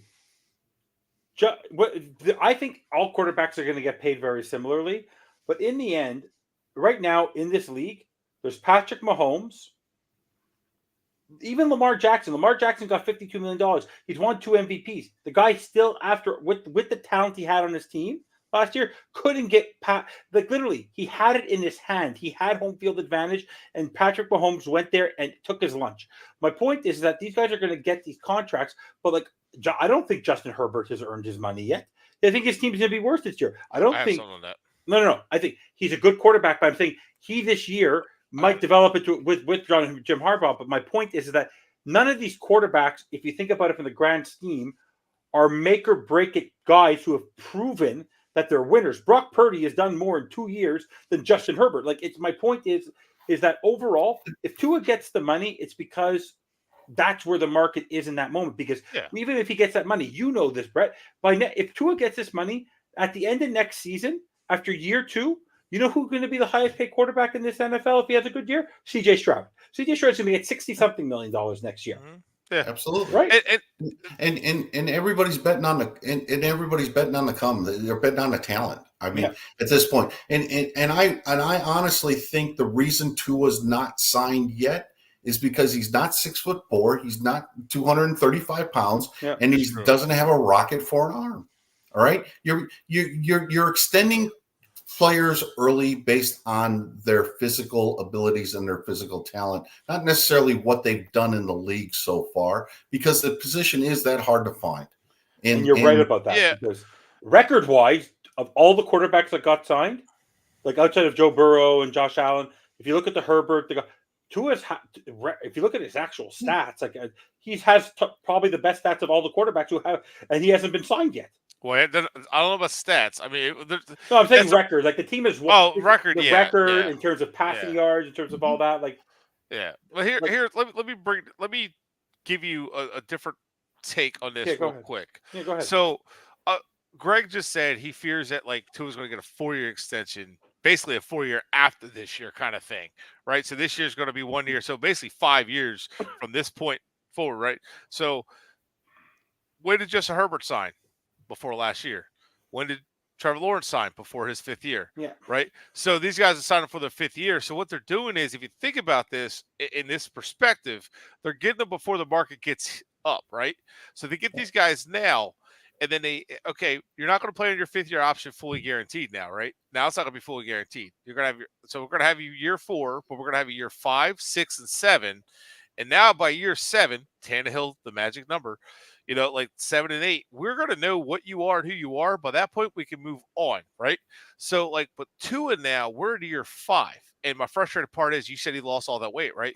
Because he worked with Tom freaking House, which I've been saying with Josh Wingate for a while, that he needs to work with that team. Because, and John Beck, he's using a towel to throw the football. Yeah, and that's whipping it over his head. Palmer does, and he did it with Josh Allen. He did it with Justin Herbert. Yeah, he does listen. Tua does listen. Why does he do that? Well, when did they do it? They did it in year 2 and 3. See, Tua didn't do that because his trainer was like, "Oh, I could do it. I could be your quarterback coach, whatever." And then he saw his mechanics fall apart, and that was the one thing Tua was known for: his mechanics. He's always been a base thrower. Always. That's always been what he does. And then all of a sudden, it got really sloppy, and it's like, we started seeing Tua go from hey, that's like your bread and butter, to what the hell is going on? So some of the interception against the Chiefs, that's not a pass before he got sloppy mechanics. That's not a pass he screws up. That's a pass. The Buffalo game when he was just throwing the ball in the air. That too, but no, the interception against the Chiefs in the playoffs. That was just, to me, it's just like Tua makes that throw 9 times out of 10. Yeah. But his base was all screwed up. So I was happy to work with Tom House, but you have to think, sometimes that stuff isn't rewarded, or sometimes that stuff is rewarded when it needs to happen. Now they're saying, "Oh, now you want to do it. Now you're in a contract year. Now you're doing this stuff." But I have a good question for you. There's something to consider, and I'm glad Tua's doing it, and he looks great. He looks like he's fit again. And that whole thing with, he had to bulk up to stop being injured. Bullshit. Ben Roethlisberger was constantly injured. Cam Newton was constantly injured. Yeah. It doesn't matter. You still have to protect yourself. Yeah. It's football. But the one thing about your point, though, I actually thought about this as you were saying it. You happen to notice the players you mentioned. Josh Allen got his contract. Mm-hmm. Justin Herbert got his contract. Joe Burrow got his contract. Greg makes a good point. No. With that. I know. But all these guys you're saying who got Trevor Lawrence, you know what the difference between them and Tua when it came to their contract years? Tangibles? In their first 3 years that they've played football, outside of Tua, same offensive head coach or coordinator. Tua has had 2 years with McDaniel. I think if McDaniel would have been his coach at the beginning, and he had that offensive guy who wanted to work with him those first few years, I think he'd have his contract. The fact that Doug Peterson's there working with Trevor Lawrence, I think the fact that Justin Herbert was there with he had Urban Meyer his rookie year. I know that. But my point is, I think that's the little bit of where the consistency goes. But Herbert had a different coach his second year and the third year. So no, not head coach. No, he had a different. Yeah, it was. Anthony Lynn. It was Anthony Lynn was there. Lynn was there when he got his contract. Anthony Lynn was there his first year, and then he got it last year, right? Heading to his third year, yeah. Yeah, so then he had. I think it was the whole McDaniel thing. I think honestly, the scheme. So it was the third year. So it's third year in that system. Okay, got the contract. Yeah. In the end, do you think this? I don't think the signing's happening before training camp at this point. I don't know if it's going to happen before training camp. Look, we know Greer is not afraid to let guys play in their 5th year option. No, he's not. We also have heard if they're doing an extension now, opens up money this year. So that allows them to make a decision on Jalen Phillips, which I can't remember if they made a decision on Phillips. Not Holland. They are going to sign Holland. They'll sign Holland. Phillips, they're going to wait till next year. They picked up his 5th year option, but they're not going to touch it. They're not going to talk about an extension till they see it. If Phillips comes back and has a great year, I guarantee you, in February, he's going to be extended. Phillips' 5th year option. Chubb, I think this is Chubb's last year as a Dolphin. It could be, or they could just maneuver his money or re-sign it to. They did restructure him. Didn't they restructure him? Yeah, shortly after they did restructure him this year. Yeah, they did restructure him. It was him, Armstead, and Ramsey that they restructured. That's right. So, but the point being, though, I think they have some decisions to make. So Tua's decision is kind of like weighs on other pieces of the roster, because if they do extend it, they do open more money, which does allow them maybe to get ahead of things like they did with Waddle. However, I think with like you guys are saying, the market is there. A lot of these teams are like, look, we have a quarterback who's decent. Let's just pay him now and hang on to him. But we did that with Tannehill. And the fifth year, we still have questions about him, right? Well, they still have questions about Herbert, but they signed him in year 4. They have questions about Trevor Lawrence. They signed him in year 4. Daniel Jones, what was it, year 2? So, yeah. So after year 2. Think about it. So you still have questions about those guys, right? But they're already signed. So it's like they only have a couple more years left. Now you still have questions about 2, but you're like, do we sign them? So Greer is known to let guys sit on the fifth-year option. And again, let's circle back to the beginning of the show when I said the one good thing I'll say about Greer is he does a good job of not overspending and not just, I'm just going to pay Tua. I mean, he overspends the guys at Tyreek and all that. I get that. But like Tua, he's not like, oh, you know what? Let's just throw all the money you want at it. He will be smart and want to structure it so that they're not locked into it. That's my hope. I hope they structure it to where it's like, okay, it's basically a 3-year deal with 2-year options. Yeah, they want an out. They want an out. Yeah. Yeah, they want an out, but again, I don't see Tua signing that. Tua seems kind of arrogant about the whole situation, almost like the market is the market. Yeah, and the fans are like, "Oh, who's going to be better? Who's going to be better?" And that's a dangerous game to play because it's a major risk if it doesn't work out. Being mediocre sucks. Yeah, being mediocre sucks because you don't have a chance at top talent. You have to remember the reason why also he doesn't want to. He's being careful is because of is Connor Williams. Connor Williams sat out last year because he wanted a contract. He had to play on his last year, and he is now done. Yeah, and he could be back, but he could be done, and he does not have a future for his family right now. Yeah, I'm not. He made money, but my point is, right. There's a reason. If he looks back on it, they effed him up. Yeah, they really screwed him over. And if you look back, he wasn't able to maximize his money. And I will never, if Greer signs Tua, I'll be like, screw Tua from signing that contract. No. You're the ones offering the contract. If my boss offered me $1 million a year, you're not gonna be like, you're an idiot for paying my dumb ass $1 million a year. You know, like, no, I'm gonna be like, that's not my fault. You're the one who signed me to it. Exactly. You know? So like, it's like no one should be mad at the players for making that. And if the players are demanding a certain amount of money, well, whatever. Look, they're young, they're athletic, and they're trying to get as much money as they can. These guys have got the money to give to them, whatever. So my point is, like, I'm not mad at Tua for standing his ground, trying to get what he's going to get. But at the same time, you know, like Greg said, you're going to get paid. Look at Kirk Cousins. Look how many contracts he signed. He did 2 franchise tags with Washington, right? It was 2. Lamar Jackson played his 5th-year option, gambled on himself. However, I understand the players who are like, dude, I don't want to gamble myself. If I get hurt, look at RG3, I might be screwed. And I know it's his rookie year, but it's like, dude, I might be screwed. I might miss all this money that I have a chance at. So it's a slippery slope on both sides. And then if a team signs him, now you're locked into the guy. If he doesn't work out, can you find a replacement and get rid of the contract? So it sucks. It's a tough situation. In my opinion, the only way this works out for both parties, all right, and Tua would have to kind of give a little bit on this, is essentially sign a 2-year extension, all right, for, let's just call it $120 million fully guaranteed. Mm-hmm. He'll get $60 million next year, $60 million in 2026. Yeah. Fully guaranteed. You're locked in for 2 more years.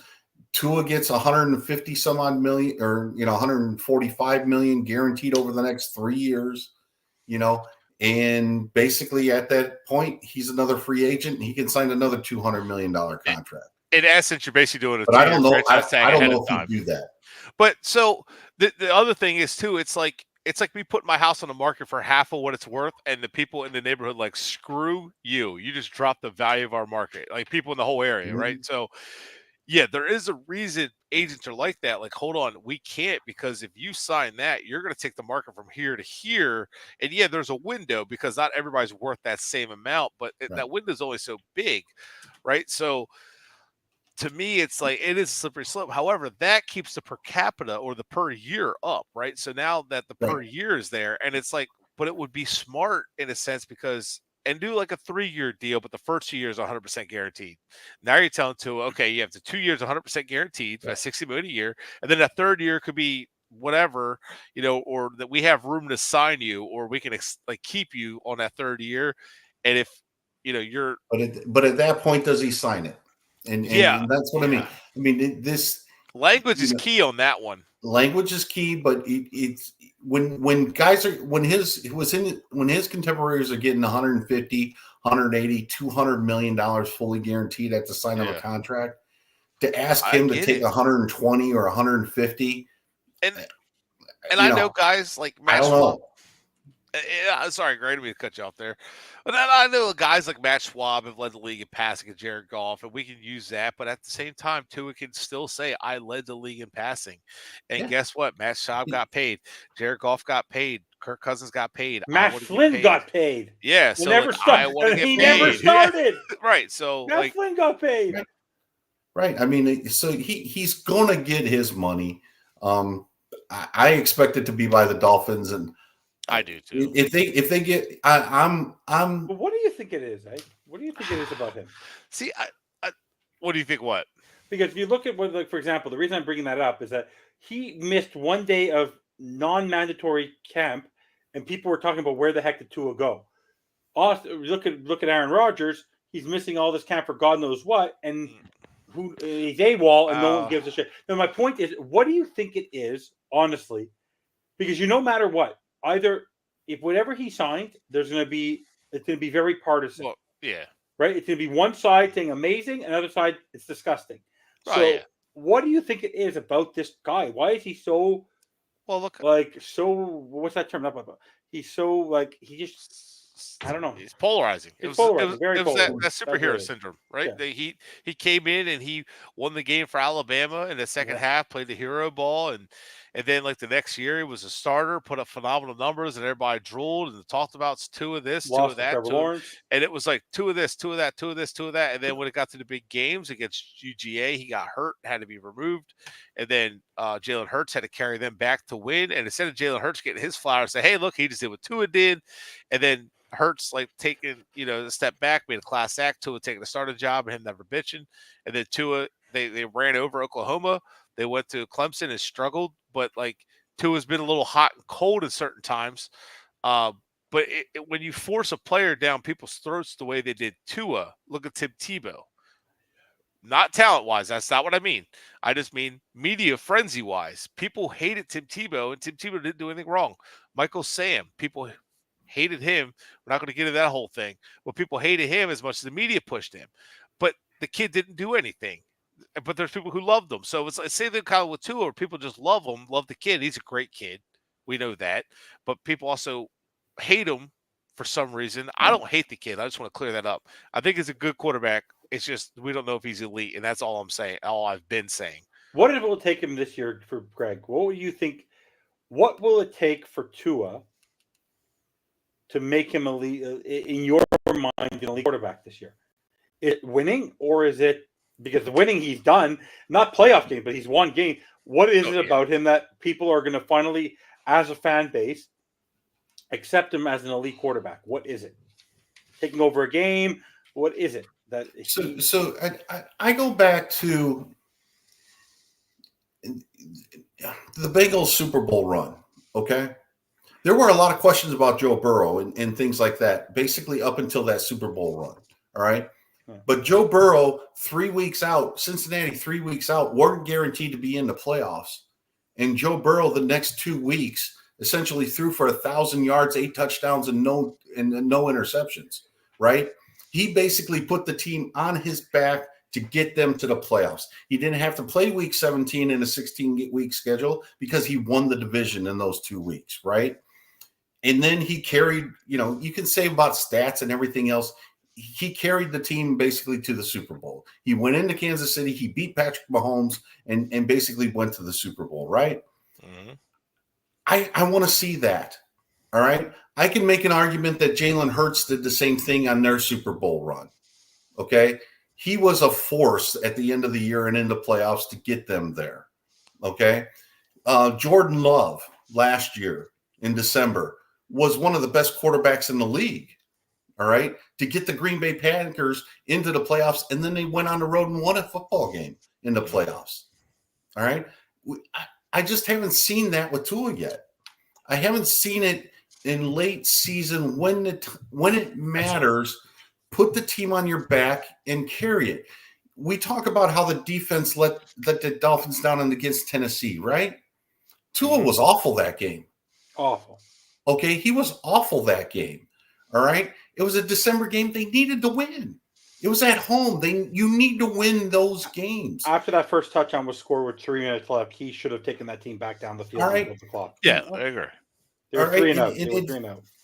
And it's just, every time into his 4-year career that he's had to step up, in my opinion, he hasn't late in the season. Where these other quarterbacks, his contemporary quarterbacks, 2 years ago, Trevor Lawrence did it to get to the playoffs, and then he won a playoff game. All right. I mean, it's just. Didn't he beat Justin Herbert? He beat Justin Herbert. Yeah, but that was in September. Yeah. Oh wait. But then getting to the playoffs, Trevor Lawrence was really good. Just to win the division to get to the playoffs. It's just he's got to be the reason. He's got to be the reason why you succeed. And so far, with the stats and everything else, like I said, he's not bad, but he's Kirk Cousins. All right. And I think fans can see this, that, he's a good quarterback, but he's not that quarterback. Not yet. And that's the polarizing thing, because there's some group of fans that say, yes, he's that. You hear some ESPN, talking heads and, sports talking heads say, yeah, he's that guy. And then you got, some of us are just use our eyes and say, I just don't see it. Yeah. Is he the second coming of Jared Goff, in the sense that Jared Goff did what he could, got to a Super Bowl or whatever, but in the end, they felt they needed somebody else, and then he got a fresh start. Now with Dan Campbell, I believe he's a product similar to Tua. He's a product of an amazing he has a phenomenal offensive line. He has a phenomenal wide receiver core. He has a phenomenal running game. So for him, I think he's a product of his system, similar to Tua. Mm-hmm. Do you think that Tua is at the level of Jared Goff, or Jared Goff is a step ahead right now? I think Jared Goff's a step ahead, and I think Jared Goff was a step ahead at the Rams compared to what Tua is here in Miami. Remember the year they went to the Super Bowl and lost. Goff went throw for throw against Mahomes in Mexico in his 63 to whatever 60 game. Oh yeah. All right. Oh, shit. I mean, that game.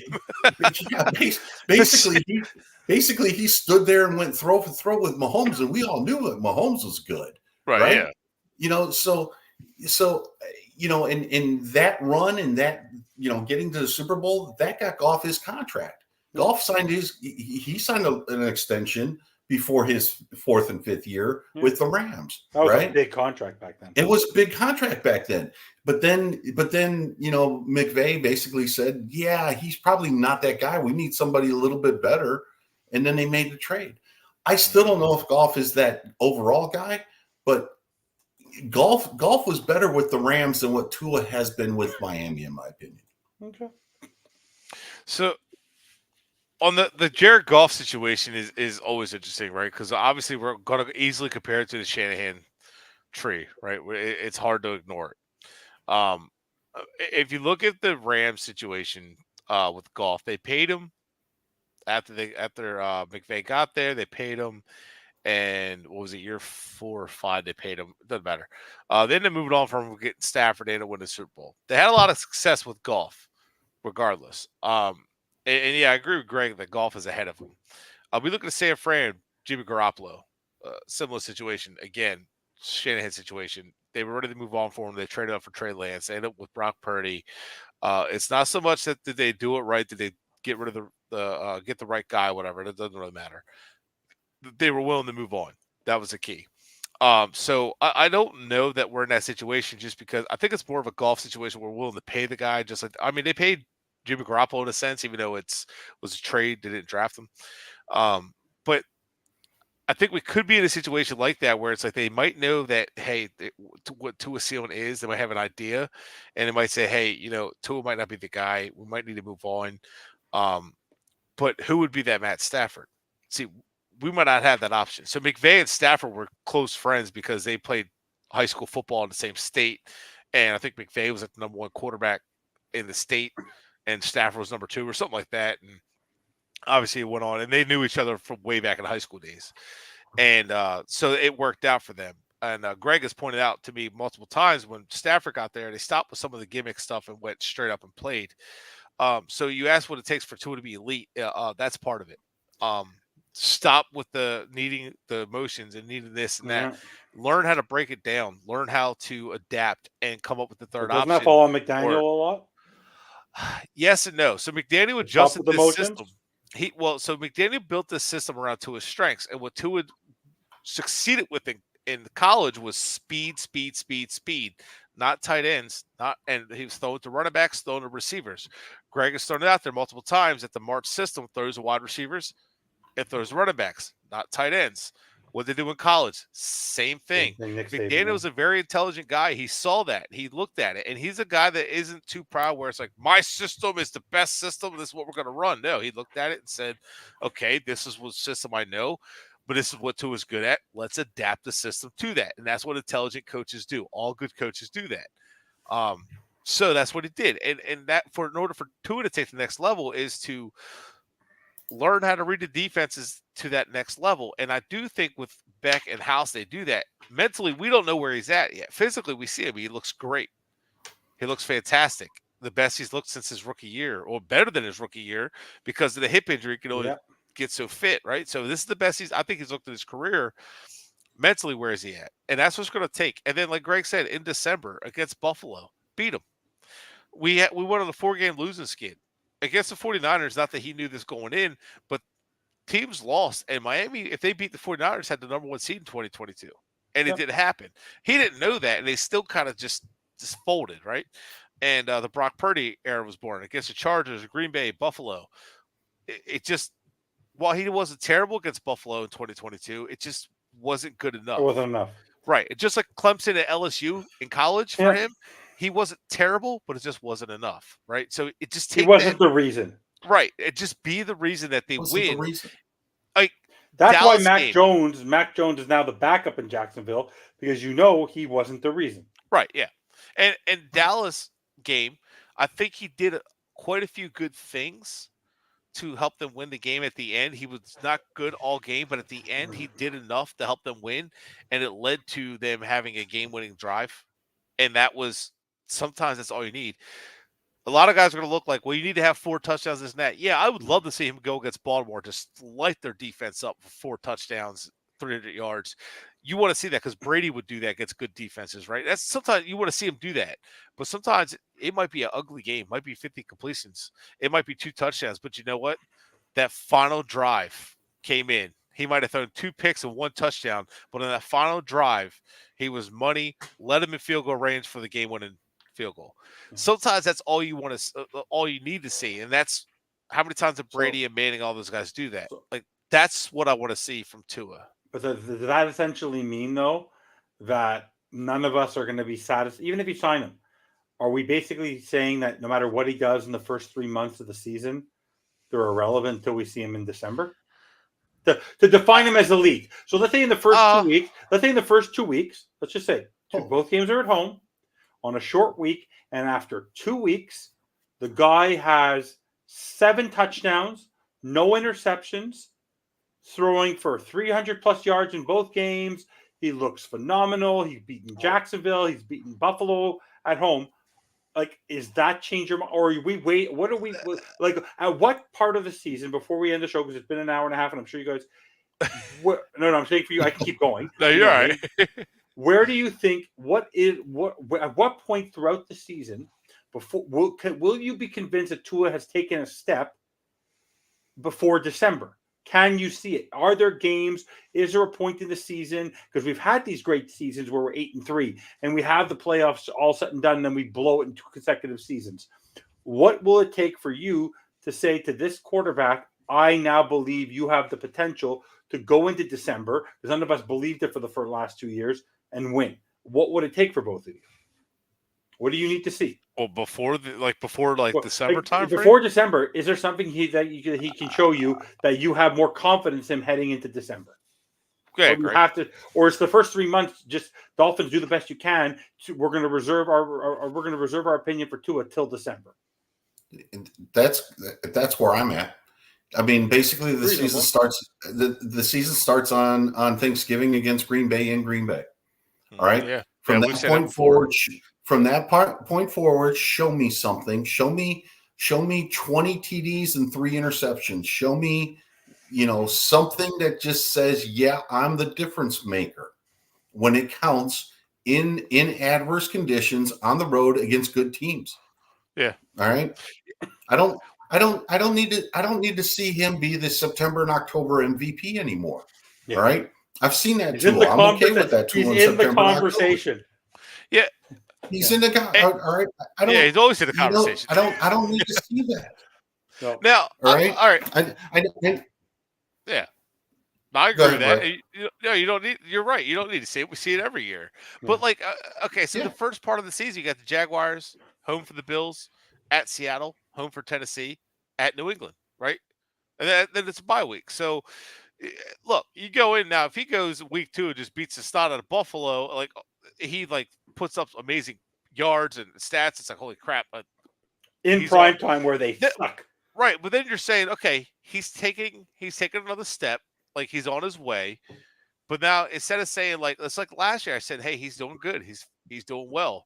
But I wasn't like everybody's like, oh, now you speak up when he did bad. No, I was watching and waiting. I wasn't going to oh, we'll see how long this lasts. No, that's not my thought at all. It was just kind of good. Keep this up. Let's see what happens at the end of the season. I hope it keeps up. And at the end of the season, it just kind of same thing. So it's hard because we do this. The Dolphins do this a lot. The Dolphins are notorious for this, not just Tua, where we start out hot. And he did that in college too. So I think it's just for him. We said everybody develops at their own level, right? Now Tua has to be instinctive, like we talked about pass rushers, but it just be that. Just start you can show it earlier in the season, but show it when it really matters most. And I know people say oh, it's not a loss matters different. No, but you start showing who you really are in November, December, especially on the road in adverse conditions. Short week on the road in Green Bay, it's already a tough win. One going to Green Bay is tough. Short week is always tough. I've always said that the home team already has the advantage on a short week every single time. They have no excuse not to win week 2. Right. Zero excuse. But go against Green Bay. If you go against Green Bay and you light them up or shoot it out with Jordan Love, everybody said, hey, Jordan Love's better than you, Tua. I want that. I want them to post that all over the locker room. Hey, Jordan Love's better than Tua. Tua, you're the 5th best. I want to be able to hold that. I want Tua to go out there so pissed off and just. Oh, come on, Bret. You know why they want to win in Green Bay. We can hold that over Stager's head for the rest of his freaking life. Can you imagine Tua going in? Imagine Tua goes into Green Bay and beats Green Bay. We could hold it over Stager for the rest of it. He'll never come on the show. He'll be a bad. Stager may say, "I'm just thankful that the way the Packers lost doesn't affect my heart because." Because if the Packers losing was decided by that. To Tua. If he loses to Tua. Oh, but no, it would be excited. That's where it would that kind of stuff. And at the end of the season, look, if they sweep Buffalo, then we're like, whoa, well, this seems for real, or this seems like we're on to something. And then you got, and honestly, at Houston, San Fran at home, at Cleveland, at New York Jets. I mean, if the division's on the line, don't blow the lead. And I want to see Tua just take another step. Yeah, and that's what I mean. I mean, be the reason that you're going to make the playoffs. Be the reason that you're going to be the division winner. Be the reason why you win in playoffs. Yeah, that's what I want to see. And yeah, you know what? I'm going to say this, and the Tua fans will love it, and anybody who gets the inside joke will love this. Be the Arizona game. Yeah, I joke, but in the Arizona game, he made some plays that carried the offense. He made some guys miss. He kept the plays alive. And if he could do that kind of stuff with his feet, just kind of get that first down. He has to get out of his own head. Let me just get that first down real quick. And I'm hoping with him losing weight, I'm hoping that he will get a little bit more nimble and be confident in his running again. Because let's be honest, he wasn't never a terrible runner, never a great runner, but he's a good enough athlete to where I can make a couple plays a game with my legs to get a first down and get down enough to where defense is have to start thinking, we can't get too deep in our drops because you have to account for that. And something like that could really help too. Just kind of doing like Greg has said, and this will be my last point, is to win at all costs. Whether it's win with your legs, win with your arm, doesn't matter. Just win the game. Before I give Greg the last word, the opposite of that is don't be the Baltimore game, because he has to be smart enough in going into that second half to not call that timeout and to rush that throw that interception. I think that was the worst throw he's thrown in his career, because to rush that, if that was Aaron Rodgers, if that's Tom Brady, if that's Peyton Manning, if that's a guy or an elite quarterback, that's Josh Allen even, they're not making that throw. Like, you rushed it because you were just following a system. A quarterback. Yeah, Josh Allen might make that throw. No, Josh Allen would have called. So Josh Allen wouldn't have rushed it that way. He would have run. No, he would have run it. He would have run it. He would. That's fair. That's fair. He would have run. He would have. So before we head out, I really appreciate everyone for watching. We're gonna give Greg the last word. We're watching Fins Talk Overtime on the Bandwagon. You'll probably see us more regularly. We'll stay in touch with each other throughout the summer. We had a lot to talk about, so I really appreciate it. Greg, any final words? No, I mean, this has been a good offseason so far, in my opinion. I've actually enjoyed the offseason. The one thing that I'm going to say when it comes to the roster construct, Greer used to do this quite a bit, and he hasn't really done it a whole lot. I got a feeling he's going to get 3 or 4 guys who didn't make rosters on other teams to get onto the Dolphins this year. Maybe at safety, maybe at guard, maybe at a couple other positions, some depth positions. Linebacker. He's going to look at roster cuts this year, and I think he's going to sign it. And that might limit what he does between now and training camp. But I got a feeling that he's going to be improving the back end of this roster with some roster cuts from other teams this year. That's an old Parcells trick. Yeah, I remember Parcells used to do that. He used to do that quite a bit, but he hasn't done it as much the last couple of years. I got a feeling he's going to do 3 or 4, maybe 5 additional signings this year. And I just want to show this on here. I can't see it. Greg and Bret, I think offseason has been good. That's why they're on. That's why overtime is on the Bandwagon. Because I agree with Greg. They're on the bus. Unlike, I just want to remind everybody, due to the fact that I randomly saw his tweet about telling everyone who's a 2-in-ear to kick dust or kick. I don't know what he said exactly, Malloy, but Malloy's now more negative than Bret. So that he's hit a new low. I've been sticking up for Malloy though, because people have been coming at him a little too hard. But he's honestly he's now going to be starting the show, guys. He's going to be ranting the whole time. I'm going to have to block my ears. Yeah, we're going to have to keep him calm, guys. Hey, P. McD, yes, Sealer was one of the best practice squad snipes. Oh my God, he was a 7th. What a story he is. Because by the way, in the end, you have to remember, you have him at around $11 million when he had better stats than Wilkins, and Wilkins is now making 28.5. So in the end, like, you got to give credit. Me and you both have all 3 of us have our judgments of Greer. In the end, if I had a choice, Steeler at 11, Wilkins at 28.5, I'll take 2 Steelers at 11. I've been more positive on Greer, if you haven't noticed. I've been a little bit more friendly with Greer because he's been doing things a little bit better. Smart. Yeah. He's been just imagine to this day if he would have re-signed X. Just imagine what the team would feel like right now with him on the team. They would end up having to cut him. He'd be cut already. By the way, I'm convinced he will not be signed this year. I don't think he will. I think he might be done. I think he might be done. I think he's done. Yeah, he might be. He might be done. But then again, Deshaun Watson got traded for. Who knows? So that's. By the way, I don't think these teams are unpredictable, dude. You know what's hilarious about that? It's quarterback first quarter. And you know this thing about Deshaun Watson. He's not the lead. He's not the core of that team. It's their defense and it's Nick Chubb. It isn't just like that. Deshaun Watson, they've learned already after getting him. He's not. He's the 3rd most important player on that team. Yeah. It's Garrett. It's Chubb. Maybe then it's Watson. But they were winning without him. They freaking won with Joe Flacco. Honestly, they should have just kept Mayfield. But I know. By the way, by the way, you're gonna hear this crazy thing. Tua has more, like, Baker Mayfield has nothing left to prove, because last year he put the team on his back on the offense. He put his team on the back. I actually, before he resigned, I said, hey, if you're questioning Tua, I'd go get Baker Mayfield right now. And real quick, one of the guys I went to the Senior Bowl with, He said Baker Mayfield not only had a way better arm than people give him credit for, was also a leader out there at the Senior Bowl field. And he's a warrior. I just think Baker Mayfield just got caught up in the glitz and glamour, and I think it was just Geico. for him that he just had to reset himself and get right back. Geico. He got caught in the cliff. There are just some places that just are. Have you been to Cleveland? When you go to Cleveland, the one thing, besides the Rock and Roll Hall of Fame, you want to leave Cleveland. Hey, listen, I hate to say it, but we do have the longest playoff win drought. And by the way, did you look? There's another stat. By the way, did you see that stat? They showed the last team. Like it's pretty embarrassing. The Bears have no one. Can you believe this? The Bears have never had a quarterback that's thrown for 30 touchdowns. It's insane. I know. It's Dolphins crazy. haven't had one in like 30 years. And they've been to two. And the thing is, they went to like 2 Super Bowls, like 15-1, and what was it? What were they like 13-3 against the Colts? That's just that's insane. Not even 30 touchdowns. we haven't had someone since Marino. None of our guys, not Pennington, not Fiedler, not Tannehill, no one. That was a big thing with Tannehill. I was frustrated with him not throwing for 30 touchdowns, and then Tua maybe could have done it this year, but he did sit out a lot of fourth quarters. But anyway. Yeah, it's like the best yardage season for a Bears quarterback is like 4,100 yards. I mean, it's pathetically bad. It's amazing. The Bears fans looking at us complaining about like Tua and Tannehill. I know. We just want to be that one. We just want mediocre.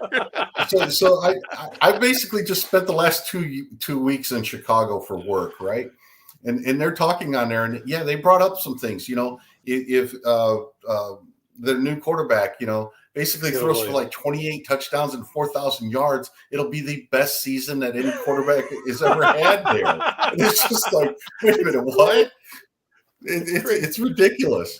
Even if you erase, like, ignore Dan Marino's stuff, right?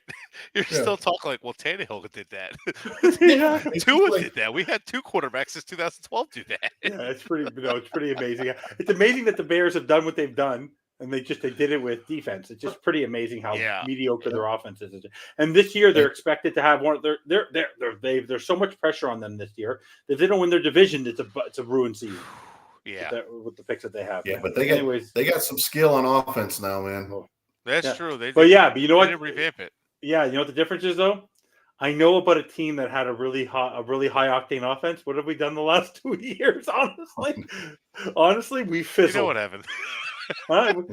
And by the way, the difference is they have a defensive head coach, right? So that's also something, right? I don't know how that's going to mesh because they still have Eberflus, who's not a great. I don't think he's such a fantastic coach. Right. Yeah. The good defensive coaches are hard to. The good ones are hard to find. Yeah, I know that. Anyways, good guys, don't forget to like and subscribe. You should be proud of the fact that I didn't rip McDaniel once on this show. I think it's the first time in about 2 seasons I haven't ripped McDaniel. And we talked about coaching. And we didn't talk about coaching. We'll do that next time. Maybe we'll be back next week. We'll surprise you. That's the thing about today's talk on the bandwagon. We're going to find ways. We're going to come up with content. We have a lot to talk about. Guys, don't forget to like and subscribe. As always, fins up, everybody. Fins up.